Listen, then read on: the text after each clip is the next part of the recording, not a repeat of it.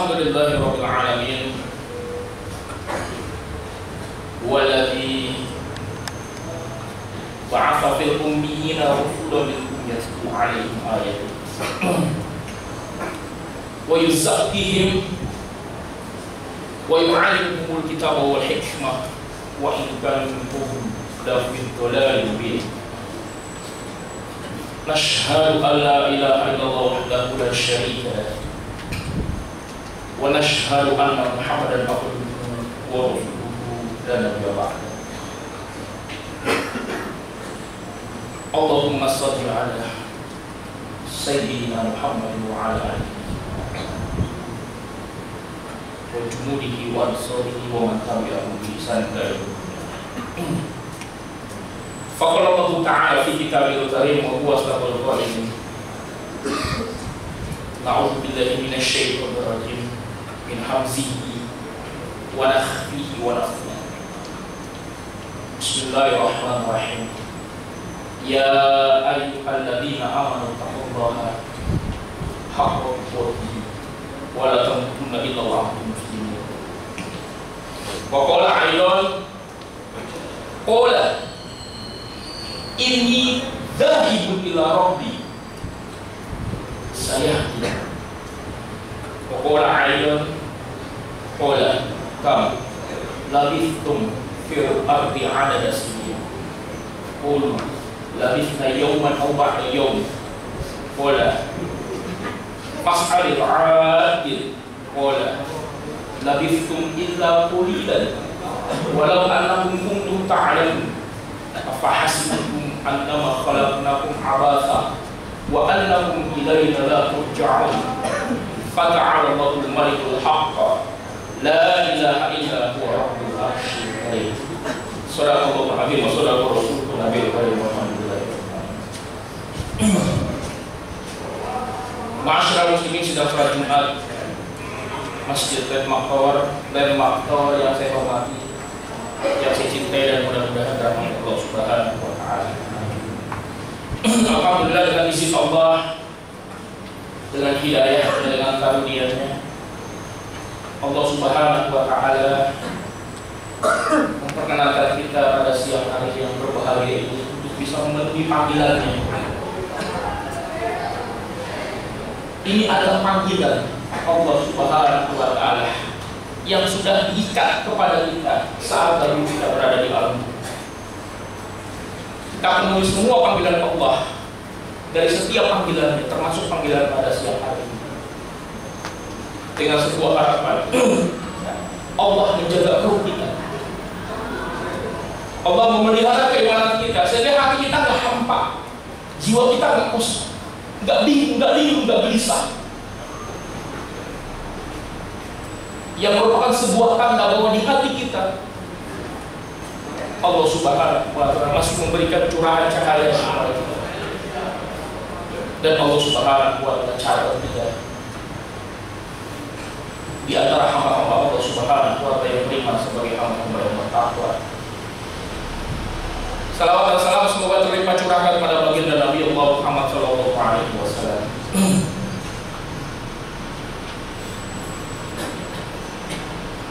Dengan ikhtiar kita, dengan semangat kita mempelajari sunnah Rasulullah, kita amalkan secara perlahan-lahan dalam kehidupan kita, dari ujung rambut sampai ujung kaki, segaris lurus dengan sunnah-sunnah Rasulullah, dari poin yang paling luar hingga jeroan kita yang paling dalam. Kita amalkan sunnah Rasulullah, belajar perlahan-lahan, kita amalkan hingga menjadi sebuah habit kebiasaan hidup kita, menjadi desahan nafas kita sudah itu, detak jantung kita, aliran darah kita, langkah kaki kita, cara berpikir kita, lalu sudah-sudah yang mendaging dengan jiwa dan raga kita itu kita distribusikan kepada orang-orang sekitar kita, kepada anak kita, istri kita, orang tua kita, sahabat kita, atas kita bawah kita, dengan sebuah harapan nanti di yaumil mahsyar. Rasulullah sallallahu alaihi wasallam sang pemegang kunci syafaat tidak saja bangga memiliki umat seperti kita, umat akhir zaman, Umat yang jaraknya terpaut begitu jauh dari Rasulullah SAW. Tapi kita masih istiqomah. Kita masih bangga menghidupkan sunnah beliau. Menjadi alasan bagi beliau untuk memberikan syafaat buat kita, pertolongan. Dan beliau tidak segan-segan untuk mengajak kita semua. Kita semua yang ada dalam ruangan ini, bersama dengan orang-orang kita cintai di luar sana, untuk sama-sama masuk ke dalam rombongannya Rasulullah SAW di dalam surga Allah Subhanahu wa Ta'ala. Amin. Jamaah yang dirahmati Allah Subhanahu wa Ta'ala. Tidak lupa saya mengingatkan buat diri saya dan kita semua, marilah sama-sama di antara sisa usia kita yang semakin berkurang, di antara kejar-kejaran kita dengan malaikat pencabut nyawa, karena rata kematian adalah datang secara tiba-tiba. Kita perkuat keimanan kita tingkatkan kualitas ketakwaan kita kepada Allah Subhanahu wa Ta'ala, dengan harapan Allah Subhanahu wa Ta'ala mewafatkan kita dan mencatat kita semua, insya Allah menjadi bagian dari golongan orang-orang kafir.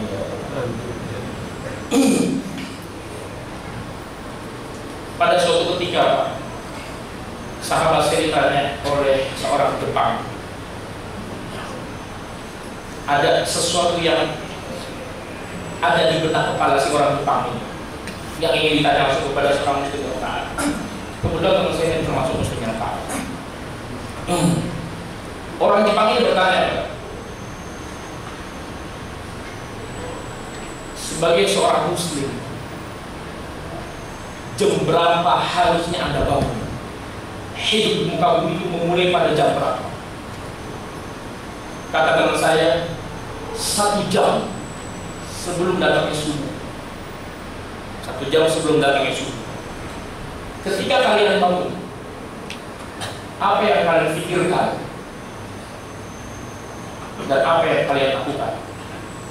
Sahabat saya menjawab, yang saya pikirkan Allah Subhanahu wa Ta'ala. Yang saya kerjakan adalah tahajud dan meminta ampunan kepada Allah atas dosa-dosa saya di masa lalu. Orang Jepang ini menjawab, berkata, saya baru paham. Itulah kenapa Islam menjadi agama yang begitu besar diterima oleh bangsa Jepang. Karena Islam adalah agama yang tidak saja menghormati waktu, tetapi juga memuliakan waktu. Kita sama-sama tahu orang Jepang itu sangat disiplin dengan waktu. Meskipun orang Jepang begitu disiplin dengan waktu, atau orang Barat dengan falsafah taoismaninya juga memperketat hidup mereka hanya untuk mencari materi kapitalis, tetapi kedua bangsa itu adalah bangsa yang sama-sama menjadikan dunia, harta benda, kekayaan, kesenangan dunia sebagai tujuan hidup mereka. Berbeda dengan seorang muslim. Seorang muslim menjadikan waktu adalah kesempatan mereka untuk mendekati Allah Subhanahu wa Ta'ala. Ini yang jarang kita pahami oleh kaum muslimin sebagian besar. Kita hidup di dunia, Pak. Cukuplah bagi kita apa yang telah diucapkan oleh Nabi Ibrahim alaihissalam di dalam surat As-Saffat ayat 99. Qala, berkata Nabi Ibrahim, ini zahibun ila rabbi, kata Allah, sesungguhnya aku hidup di muka bumi adalah sedang menuju Tuhanku. Saya hadir karena orang yang asing mencari Allah, maka Allah memberikan petunjuk kepada. Coba kita tanya sama diri kita, Pak. Kita bangun jam berapa coba? Bagaimana subuh kita? Pernahkah kita sholat tahajud? Kalaupun pernah, apa yang kita pikirkan? Pasti dunia. Ada sesuatu yang kita minta dari Allah, yang permintaan itu bersifat dunia, lalu kita mendidik Allah Subhanahu wa Ta'ala dengan amalan-amalan tahajud kita. Kita jarang menempatkan amalan-amalan ibadah kita hanya mencari ridha Allah Subhanahu wa Ta'ala, dan kita tidak pernah meminta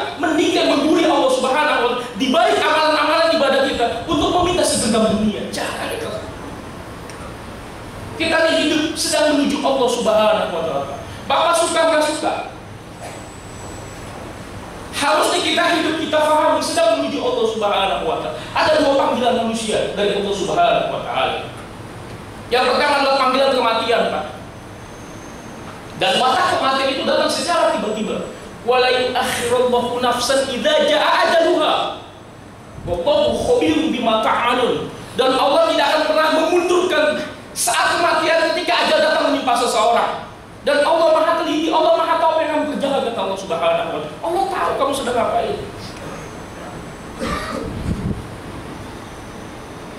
Kita punya jam, Pak.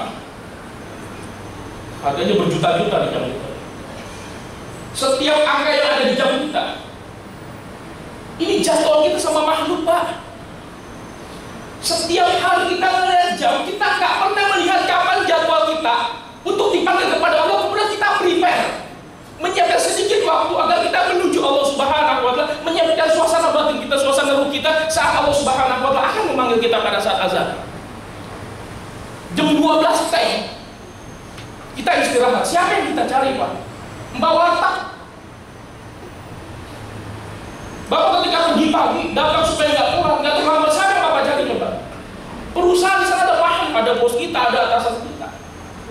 Pulang kita bertemu dengan makhluk, belum janji dengan klien, dengan saudara. Dan karena ada jadwal kita dengan makhluk, janji kita dengan manusia, janji kita dengan dunia, jadwal-jadwal kita untuk mencari dunia merupakan jadwal kita kepada Allah Subhanahu wa Ta'ala. Kita nih, Pak, waktu hidup di dunia, harusnya waktu yang kita habiskan di dunia hanya untuk menanti panggilan Allah Subhanahu wa Ta'ala, terutama sholat. Kita jarang setengah jam menjelang zuhur, setengah jam menjelang asar, kita sudah nongkrong di masjid.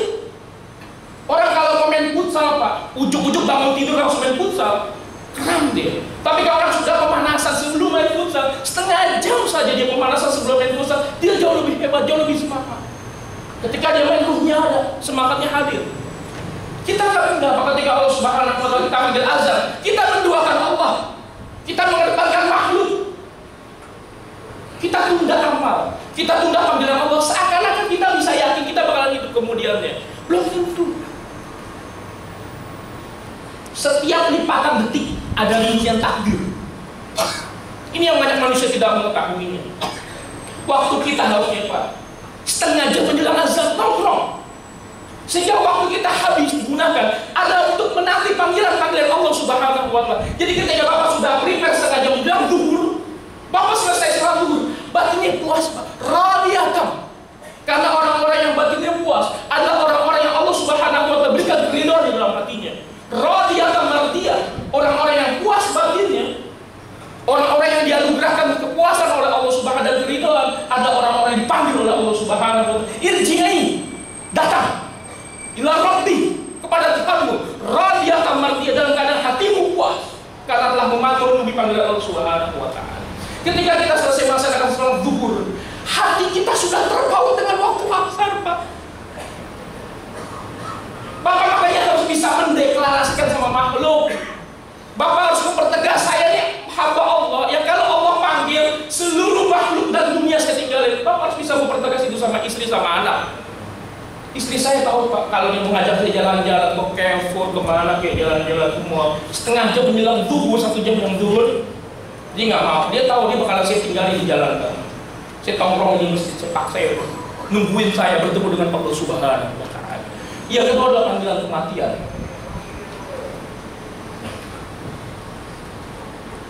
Bapak semalam bermimpi, Pak, tidur bertemu dengan malaikat Israel, malaikat pencabut nyawa. Sang malaikat berkata, antum nih jam 6 subuh nanti wafat. Kita bangun jam 5, kita sholat subuh, Pak. Kalau kita tahu 1 jam mau meninggal dunia, apa yang kita lakuin nih, Bapak? Kita menanti, Pak, dengan amalan terbaik. Kita menanti dipanggil Allah Subhanahu wa Ta'ala dalam keadaan gak bawa dosa. Kita istighfar di masjid. Walaupun istri kita, Pak, datang bawa nasi uduk, bakwannya 2, tempenya 2, sama semur jengkol, hambar dunia, gak enak. Bos kita bilang datang lebih awal. Kita tahu kita mau mati. Kita kalau dikasih tahu kita mau mati aja, Pak. Kita kalau dikasih tahu kita mau mati, kita udah prepare. Kenapa kalau Allah panggil kita dengan panggilan yang lain kita nggak prepare? Subhanahu wa Ta'ala. Bangsa ini adalah bangsa yang memaksakan rakyatnya. Kita hidup di suatu kaum, Pak, di sebuah bangsa. Bangsa yang menjadikan aku sebagai sampah. Saya sedang usul, Pak, sama beberapa anggota dewan, kalau bisa di waktu Jumat bikin kebijakan Pemprov DKI atau se-Indonesia istirahatnya lebih awal jam 11 juga, Pak. Karena kita, Pak, ketika istirahat di waktu zuhur, Allah panggil di waktu yang bersamaan, tapi perut kita lebih kenceng, lebih nyari panggilan. Kita cari bawa warteg. Sholatnya belakangan. Pas Gibran ditawar sama Baswe mati. Kita sering kayak begitu, Pak. Makanya kalau kita mau pergi, Pak, sama makhluk, watak dunia itu, Pak, itu memancing dan memabukkan, kata Rasulullah SAW. Memancing dia dan memabukkan. Kita kalau bikin jadwal sama orang, Pak, mesti molor. Dan ujung-ujungnya jadwal soal kita bakal lalai nanti. Makanya Bapak mulai sekarang harus terikat hatinya dengan Allah Subhanahu wa Ta'ala. Orang-orang yang batinnya terikat, Pak, ruhnya hidup. Bapak akan rasakan lezatnya ibadah, lezatnya sholat, menangis secara permanen, insya Allah. Kalau kita bisa sholat tepat waktu, Pak, kenapa batin kita tenang?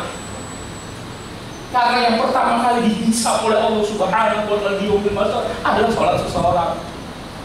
Itulah kenapa orang ketika sholat selesai tepat waktu, batinnya tenang. Allah kasih tahu batinnya ibadah itu, Pak. Ibadah punya batin, Pak.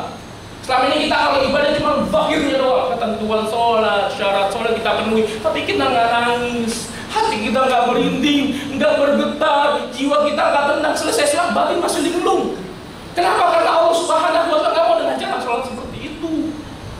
Allah tahu batin kita linglung, Pak, banyak kerjaan, banyak masalah, tanggung jawab laporan yang belum selesai. Allah tahu. Wa wajadaka dhallan fahada. Ini ayat khusus buat Rasulullah SAW, tapi menjadi akibat umum bagi umat Islam secara keseluruhan. Kata Allah Subhanahu wa Ta'ala dalam surat Duha, Ad-Duha ayat 7. Allah melihat engkau, Allah menemukan engkau, wahai Muhammad, hatimu sedang bingung, sedang gundah gulana. Wahai jiwa-jiwa yang sedang bingung, Allah sudah memberikan petunjuk. Bahwa wajadaka dhallan fahada. Allah memberikan petunjuk, tapi petunjuk kita nggak amalkan. Wajar kalau kita nabrak-nabrak, karena kita nggak bisa membaca rambu-rambu lalu lintas kehidupan.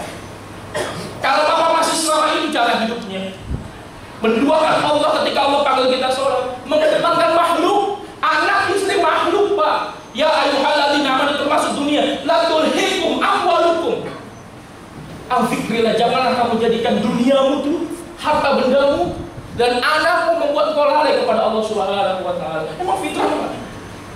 Di surat Al-A'la Allah berfirman bahwa itu firunal hayatad dunya. Hei manusia, kamu lebih condong mencintai dunia. Kamu tinggalkan akhirat. Wal akhirah, padahal akhirat khair, lebih baik. Wa apa dan lebih kekal. Introspeksi, Pak. Itu kenapa kita usianya udah tua, kita udah punya umur sekarang, ruh kita sama Allah nggak dekat.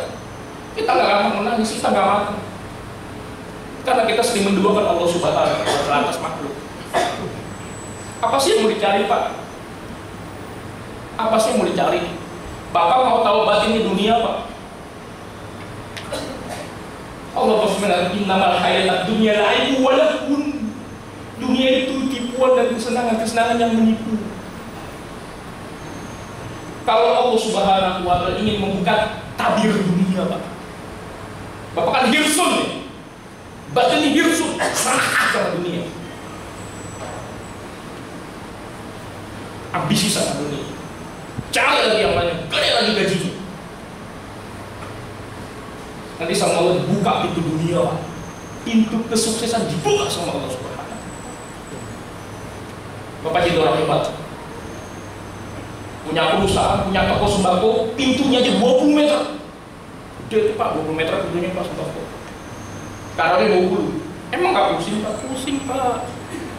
Emang semua warung yang ada sama Bapak itu nggak utang? Emang kalau utang itu jatuh tempo pas mereka bayar pada saat jatuh tempo? Belum tentu. Ketika ada warung yang belum bayar jatuh tempo, Bapak batinnya gelisah, syubrun namanya, Pak. Sibuk sama dunia. Belum tiap bulan harus bayar gaji karyawan, belum ada karyawan yang sakit harus dikeluarkan uang, ada yang minjem ke perusahaan atau ke warung kita atau ke toko kelengkapan kita karena anaknya sakit, istrinya lahiran, pinjam dan mereka nggak bisa bayar. Belum ada yang ngambil uang kita. Belum di rumah istri merokok, minta beliin gadget Pak yang terbaru, minta beliin barang yang bagusan anak kita. Dan itu menyibukkan kita, membuat batin kita jadi gelisah. Lalu Allah Subhanahu wa Ta'ala bentukkan kehidupan kita. Kita punya cita-cita mau sukses. Terus Allah tahan mau apa? Kan Allah Tuhan kita, Allah punya hak prerogatif untuk menahan doa hambanya. Terus kalau kemauan kita nggak dikabulkan sama Allah, kita mau kaya, kita mau kerja di jalan, kita tabrak, kita sakit.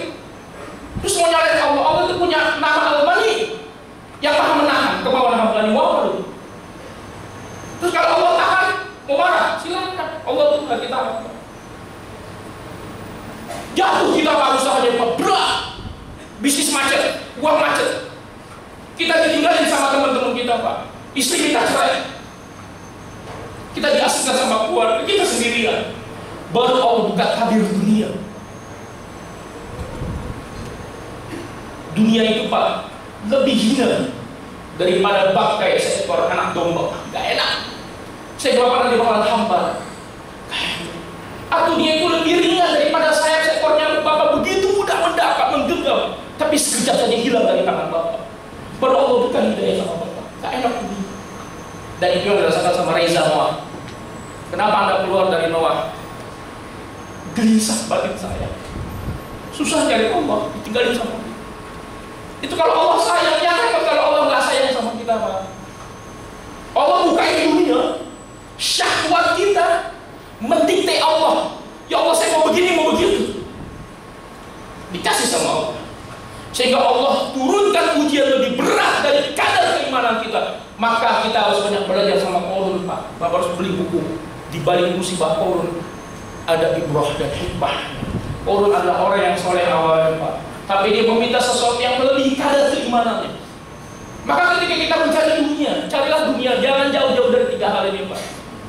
Yang pertama, cari rezeki, cari dunia, cari kerjaan. Yang kita nggak jauh-jauh sama Allah. Kalau ada panggilan zuhur, kita udah standby Pak. Ya kalau ada waktu kita bisa gunakan buat baca Quran. Yang kedua, jangan jauh-jauh dari keluarga.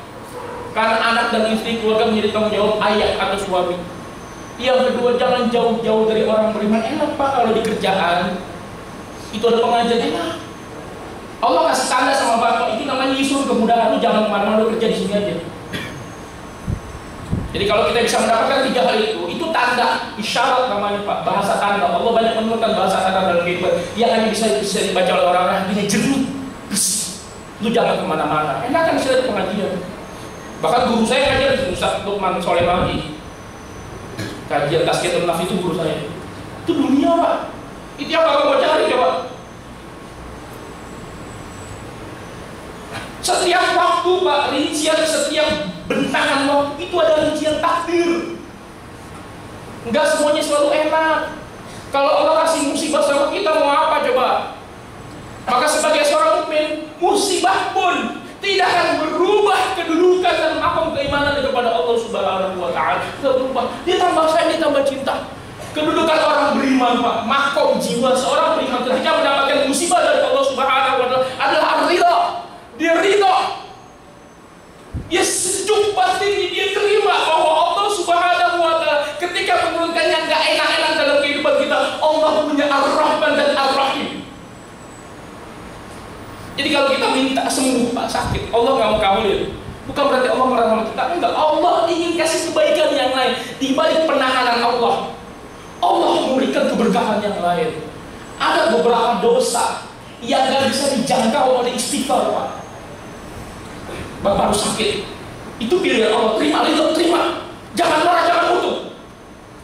Kalau Allah mulai musibah bertubi-tubi, jengkel, nggak habis-habis. Allah ingin sucikan jiwa Bapak. Kalau masalah nggak habis-habis setiap hari, setiap saat. Allah mau Bapak hijrah dari kehidupan. Tidak. Kita kan nggak bisa baca itu karena hati kita kotor.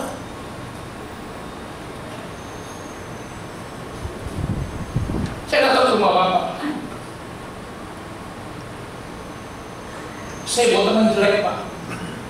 Kampungan kotor, penyakit kulit, keluar nanah, keluar cairan, bau badannya. Selama saya dengan teman saya ke rumah bapak duduk hidung, nengak baunya. Kan kita nggak senang Pak. Kalau saya, bapak nggak senang kalau saya buat teman model kayak begitu. Pas saya pulang saya bilang sama bapak, Pak, saya nitip dong teman saya semalam aja tidur di mana ke? Mau di kanan ayam atau di atas pohon, bagi itu di mana terserah. Terima nggak terima Pak. Oke nggak terima ya, saya bawa lagi. Besokannya saya bawa perempuan cantik dari Yordania, hidungnya mancung, pipinya merah, betisnya itu kayak padi matang, putih bersih. Ketika teman saya datang ke rumah bapak bersama dengan saya, halunya wangi dan senyum dengan senyuman terindah yang belum pernah diberikan kepada laki-laki lain kecuali kepada bapak. Ada istri bapak, ada mertua bapak nggak perlu karena cantiknya dengan senyuman yang menggoda. Pas pulang saya bilang sama bapak, Pak, saya nitip semalam aja tidur. Terima gak? Terima. Pas besok saya datang mau jemput teman saya, jalan bapak sama teman saya ke puncak, ngapain tahu? Kita tuh begitu Pak. Kalau Allah turuninnya nggak baik-baik, yang pahit-pahit, kita ngeluh sama Allah. Innal insana khuliqa halu'an. Manusia itu hobinya berkeluh kesah dan kikir bakhil. Fa'amal insanu idza mabtalahu rabbuhu fa'akramahu wa na'amah. Kalau Allah berikan kepadanya rezeki yang banyak, kesenangan hidup, di surat Al-Fajr Pak, mereka berkata, Allah telah memuliakan aku. Wa amma idza mabtalahu faqadara 'alaihi rizqahu fayaqulu rabbi ahana. Tapi kalau Allah berikan kepadanya yang enggak enak-enak, ditahan rezekinya, hidupnya susah, dia berkata, Allah telah menghinakan aku. Jangan begitu. Yang pertama ridha. Kata Allah, wa minan nas may yashri nafsahu mubtigo amardatillah. Di antara manusia ada orang-orang yang mengorbankan jiwanya, batinnya, ruhnya, hanya mengharap ridha Allah Subhanahu wa Ta'ala. Yang kedua, sabar Pak. Kalau ada masalah yang gak enak, tahan. Di hati ada pahit-pahit, Pak, tahan. Terus jangan dulu. Belajar dari sekarang. Nanti Allah sayang sama Bapak. Allah hidupkan Bapak sebagaimana tumbuh-tumbuhnya Allah Subhanahu wa Ta'ala, suburkan dan memberikan buah yang banyak, sejuk, lezat.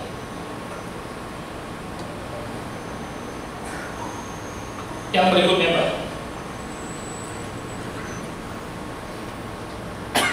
kalau Allah Subhanahu wa Ta'ala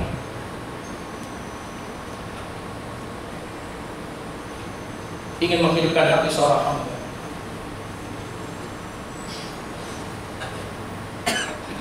orang itu harus mengisi hari-harinya dengan hari-harinya menurut standar Allah Subhanahu wa Ta'ala. Kita nih banyak kalanya Pak, kita menggunakan satuan penanggalan ini satuan Masehi, pelajaran Yesus. Kita hari libur aja hari Sabtu Minggu, ada hari Jumat tuh, orang Islam hari Jumat harusnya. Kita istirahatnya aja jam 12, maksudnya jam 11. Jadi standar waktu yang dipakai oleh bangsa ini belum menggunakan standar waktunya Allah Subhanahu wa Ta'ala. Standar waktunya Allah Pak, bangun jam 3 Pak, jam 3 bangun. Kata Imam Ghazali dalam kitabnya Futhul Qulub, aku bangun mengawali hari pada jam 3 atau jam 4 malam. Ngapain Pak? Jangan minta dunia Pak. Allah tahu Bapak punya kebutuhan sama dunia, Allah tahu. Allah itu wal awwal wal akhiru wa zahiru wal batin. Allah itu al batin. Kita punya niat di hati, Allah tahu. Kita baru punya niat, belum muncul di hati, Allah dia tahu. Jadi kalau kita punya keinginan sama dunia, Allah tahu. Kenapa doa-doa kita nggak dijawab, dosanya banyak? Makanya di waktu tahajud yang diminta sama Allah itu Pak, istighfar. Astagfirullahaladzim. Istighfar itu paling hikmah, ambil Pak. Istighfar itu kalau mau diterima sama Allah, pengakuan dosa. Makanya Bapak lihat ayat-ayat istighfar itu, nggak ada ayat-ayat langsung istighfar sama Allah, nggak ada. Contoh, doanya Nabi Adam ketika makan buah hudi, Rabbana zalamna, ya Allah aku telah menzalimi. Itu pengakuan dosa dan pengakuan Allah. Lihat doanya Nabi Yunus ketika di dalam perut ikan paus ketika melakukan dosa. La ilaha illa anta, tiada Tuhan selain Engkau ya Allah. Subhanaka, maha suci Engkau. Ini kuntu minadz dzalimin, sesungguhnya aku telah menzalimi diriku. Jadi kalau Bapak sedang beristighfar sama Allah meminta ampunan, hadirkan dosa-dosa yang pernah kita lakukan. Ada pengakuan dosa. Kalau ada orang ujung-ujung minta maaf sama kita, kan kita tanya, lu merasa dosa gak? Enggak, yaudah ngapain minta maaf? Walaupun kita tahu tuh orang pernah berbuat salah. Tapi enak kan kalau dia jatuh, aneh minta maaf ya. Kenapa minta maaf? Ada pernah melakukan kesalahan, minta maaf, enak maafin juga. Terus yang kedua, minta sama Allah hidupin hati, Pak. Kata Rasulullah yang Mu'adz bin Jabal ta'ala, Mu'adz bin Jabal sini deh. Ini Mu'adz baru ngasih tahu doa rahasia ini Pak ketika Rasulullah meninggal dunia. Jadi banyak sahabat-sahabat Nabi yang dikasih doa-doa rahasia yang ketika Nabi meninggal baru mereka ungkapkan doa-doa ini kepada umat Islam secara keseluruhan. Ta'al sini. Kata Rasul, saya cinta sama engkau ya Mu'adz. Apa ini doa ya? Doa ini bisa hidupin hati. Apa ya Rasulullah? Allahumma a'ini ala dzikrika wa syukrika wa husni ibadatik. Baca Pak. Bapak nanti kalau tua nggak bisa hidup hatinya, cuman jasadnya doang tua, terus nggak ketemu sama Allah, kita nggak kenal sama Allah. Baca ya Hayyu ya Qayyum, wahai yang menghidupkan, wahai yang mematikan, birahmatika nastaghits. Baca Pak, irhamna ya arhamar rahimin. Baca ya muharibal kul, tapi qulubana, tapi qalbiyana ini. Nanti kalau kita menghadapi istri yang keras kepala, bos yang banyak nuntut sama kita, anak-anak yang sering orang minta dipenuhi semua kebutuhan ini, hati kita nggak tergoda, nggak ternoda oleh mereka. Papa punya Allah Subhanahu wa Ta'ala. Terus jangan tinggalin sunnah subuh Pak. Kata Rasulullah, sunnah subuh itu lebih baik daripada dunia dan isinya. Bapak nyari dunia kan, nggak dapat dunia. Fakrun, dunia nggak dapat, Allah nggak dapat. Miskin di dunia wal akhirah. Sholat sunat sebelum zuhur lebih baik daripada dunia dari sini. Paksain, harus merangkak, paksain. Bapak mau tahu nilai Pak? Bapak punya kampung kan, entah di Jawa atau di Jawa Barat, Sukabumi.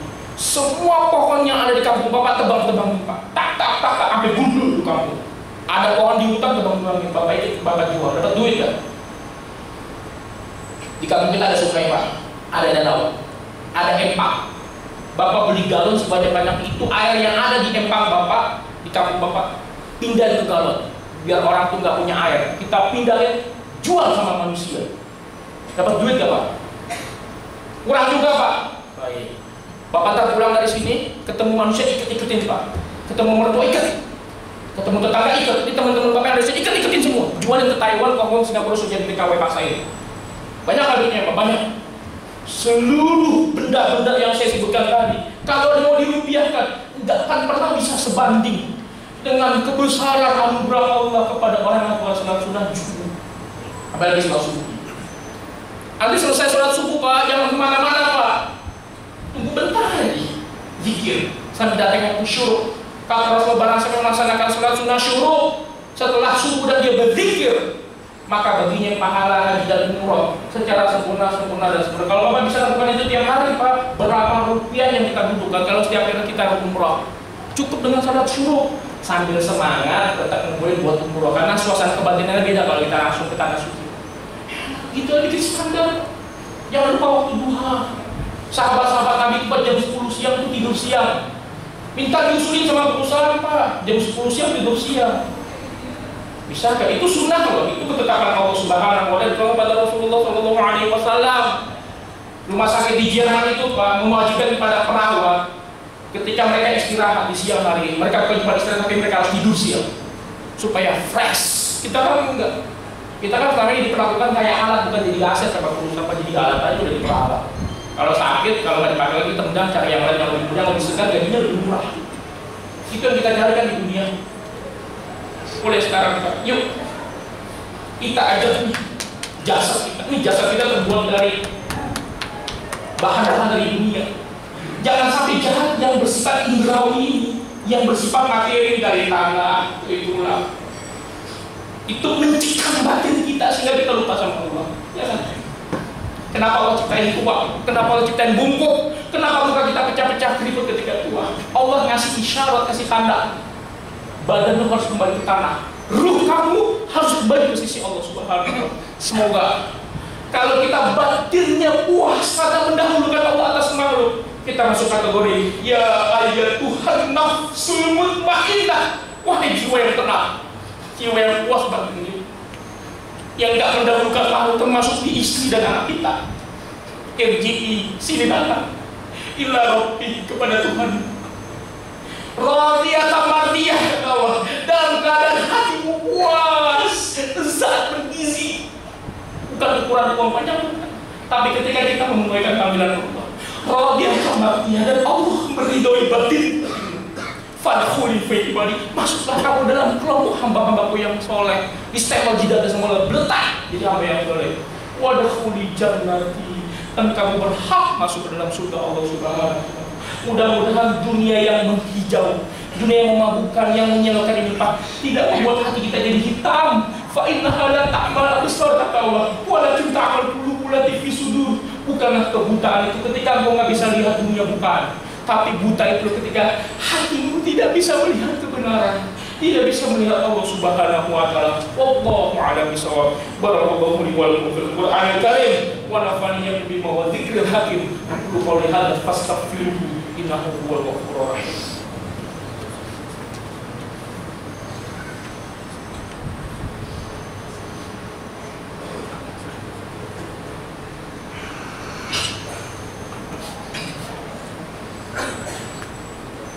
Alhamdulillahirabbil alamin. Hamdan katsiran kama amara. Asyhadu an la ilaha illallah wahdahu la syarika lahu wa asyhadu anna Muhammadan abduhu wa rasuluhu. Faqala ta'ala fi kitabihi wa qala innahu billahi minasyaitonir rajim. Innallaha wa malaikatahu yusholluna 'alan nabi. Ya ayyuhalladzina amanu shollu 'alaihi wa sallimu taslima. Bapak simak ayat ini, Pak. Nanti Bapak di rumah baca ya. Surat Al-Mu'minun 112. Ini yang manusia cari di dunia. Waktu yang mereka habiskan, ternyata hidup mereka hanya sekejap saja. Allah berfirman, Pak, disimaknya ya Pak. Qul kam labithtum fil ardi adada sinin. Allah bertanya kepada manusia saat itu di yaumil mahsyar. Manusia, berapa lama kamu hidup di dunia? Berapa lama kamu kerja di Denmark, di BNI, di Alira dan sebagainya? Berapa lama?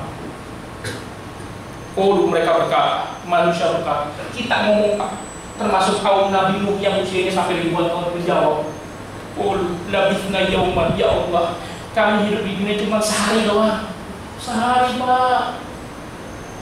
Pak doyong. Sebagian bilang atau bahkan cuma setengah hari, ya Allah. Debat. Kata Allah, fas'alil adil. Coba kamu tanya sama orang yang pandai berhitung. Mereka debat. Itu ayatnya ada Pak. Fas'alil adil. Coba kamu tanya sama orang yang pandai berhitung. Sampai manusia bingung berapa lama mereka mendefinisikan hidup di dunia. Allah menjawab, illa istum illa qalilan. Tidaklah kamu hidup di dunia kecuali hanya sebentar saja. Walau annakum kuntum ta'lamun, itu juga kalau kamu tahu, kata Allah.